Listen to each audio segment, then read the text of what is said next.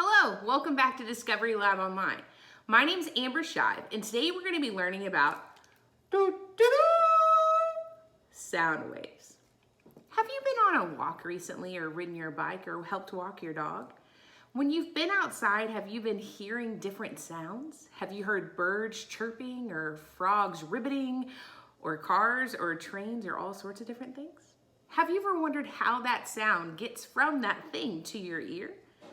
Well, sound travels in invisible waves, all the way to your ear. Okay, let's do a little demonstration to show you what I'm talking about.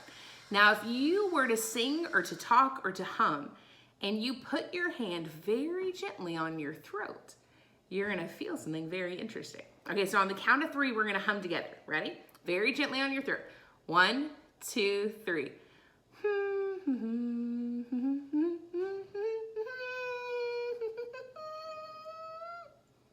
Did you feel that?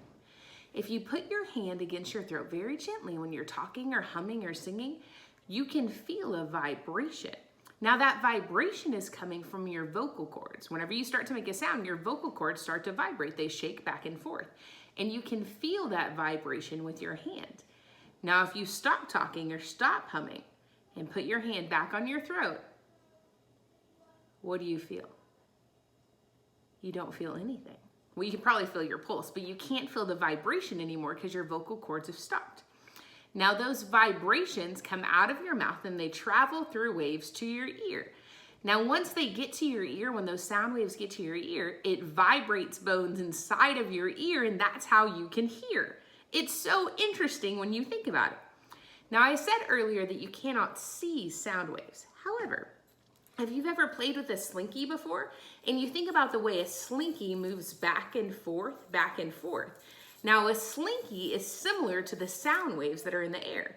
Whenever you start talking, the slinky, those waves come out of your mouth and they go to your ear. If you hear music, the sound waves come through the radio and they come to your ear, and you can see it moving back and forth. You can hear it moving back and forth.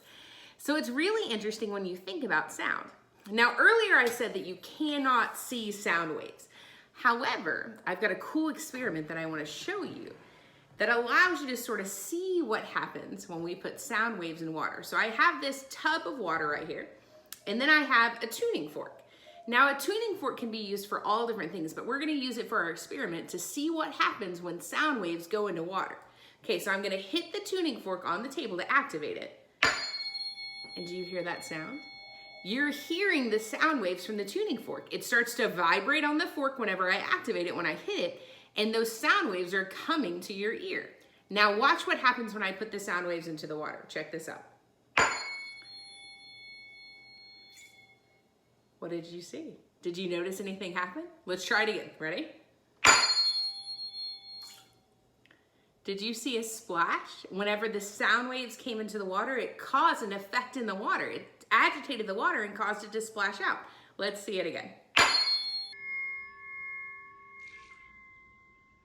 Isn't that so cool? So even though we cannot see sound waves, whenever they go into the water, it has an impact on the water that we can see. Now, speaking of sound waves in water, there's an animal that you've probably heard of before that uses sound waves in water to do something very interesting. Whales use the sound waves inside of water to communicate with each other. They send out their sound waves and listen how it echoes off of things to locate their family.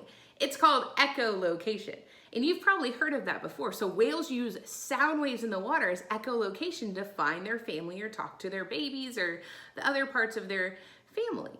Now, other animals use sound waves in unique ways as well. Snakes use sound waves on the ground, so sound waves also travel through the ground. And snakes don't have ears, and so they use the sound waves that travel through the ground to find out if there's any predators around or if there's any prey around, if they're looking for some lunch. Another type of animal that uses sound waves in a unique way are bats.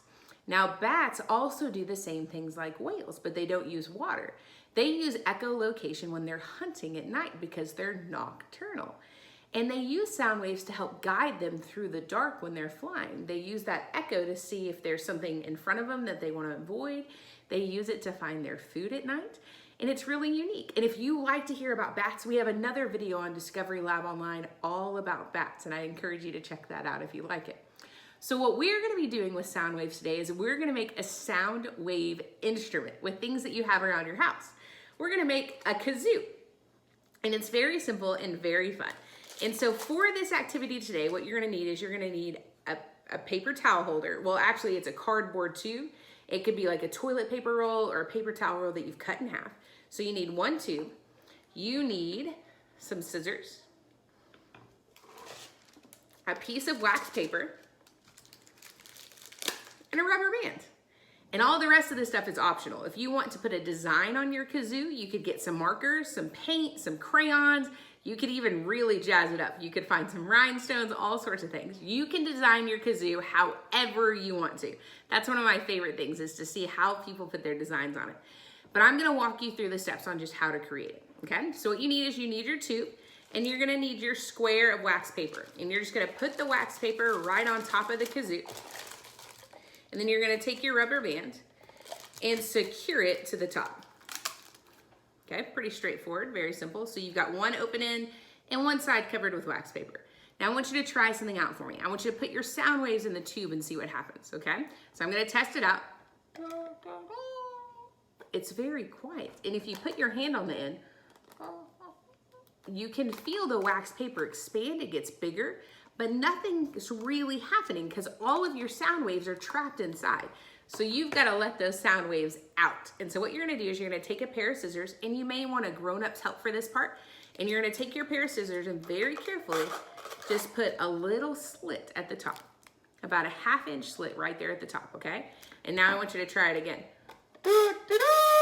Oh my gosh, it's so much louder because the sound waves can now get out, and they can travel, and they can vibrate, and they can go into your ear. And now you have your sound wave instrument, and you can design it however you want to. You can decorate it however you want to. Guitars are also a very fun way that you can use sound waves to try out different things.